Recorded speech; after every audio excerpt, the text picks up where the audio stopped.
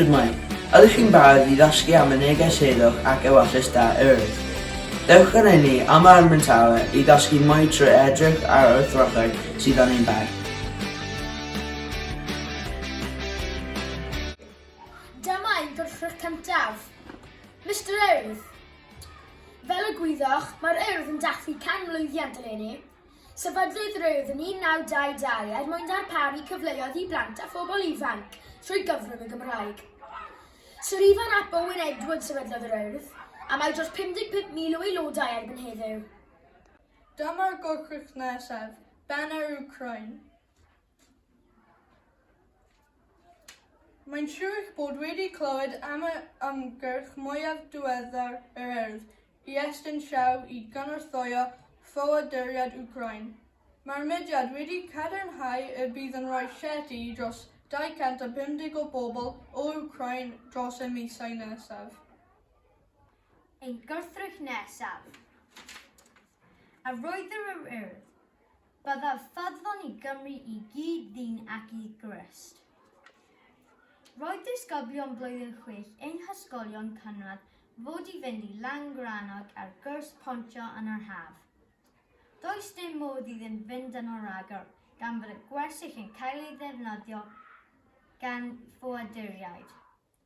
Bod plant Cymru ychydig yn siomedig, rwy'n ni'n sylweddoli pa mor lwcus ydyn ni I fyw mewn gwlad heddychol, gyda theulu ffrindiau, cartref a ysgol. Mae ffoaduriaid Ukraine wedi colli cymaint, ac rwy'n ni'n falch bod yr Urdd yn ei helpu ni. Mae Urdd yn dangos I ni sut mae bod yn ffyddlon I gyd ddyn. Ymlaen at y gwrthrych nesaf, y byd. Mae'r Urdd bob blwyddyn yn meddwl am eraill ar draws y byd. Dydd Mercher y 19 o Fai yw'r diwrnod neges heddwch ac Ewyllys da yr Urdd. Mae'r neges wedi ei rannu bob blwyddyn ers 2022, a'r nod yw anfon neges o heddwch I bobl ifanc ar draws y byd. Beth ar sydd yn y bag y bore yma? Geiriadur. Wyddwch chi fod neges heddwch ac Ewyllys da yr Urdd yn cael ei chyfieithu I 100 o ieithoedd. Mae neges wedi ei chyfleu yn y gorffennol trwy defnyddio Morse code, y radio, y teledu ac erbyn heddiw rwydweithiau digidol. Bydd y neges eleni yn cael ei chyhoeddi ar fideo a'i rannu ar draws y byd. A beth am y gwrthrych olaf? Wel, cloci'r peth olaf yn y bag. Mae neges heddwch ac Ewyllys da 2022 yn ffocysu ar gyfon hinsawdd. Criw o fyfyrwyr Prifysgol Aberystwyth sydd yn gyfrifol am y neges eleni, ac mae'n alwad I bobl ifanc ar draws y byd roi pwysau ar lywodraethau I achub ein planed. Mae'n amser deffro. Mae'r cloc yn ticio a rhaid gweithredu cyn iddo fynd yn rhy hwyr. Y bore yma, gadewch I ni yma am Bryn Tawe, gyhoeddi neges heddwch ac Ewyllys da y Urdd eleni. Yr argyfwng hinsawdd. Mae'r cloc yn ticio ac mae'r bydd ni ar dan. Mae'n amser deffro. Llifogydd tanau newen a thlodi, dyma ein reality ni. Mudo gwrthdaro dadleoli, a dyma ein dyfodol ni. Pam ein bod ni'n dal I rando ar bla bla bla rawr mewn pwer? Pam ein bod ni'n dal I gredu y gallwn prynu ei ffordd allan?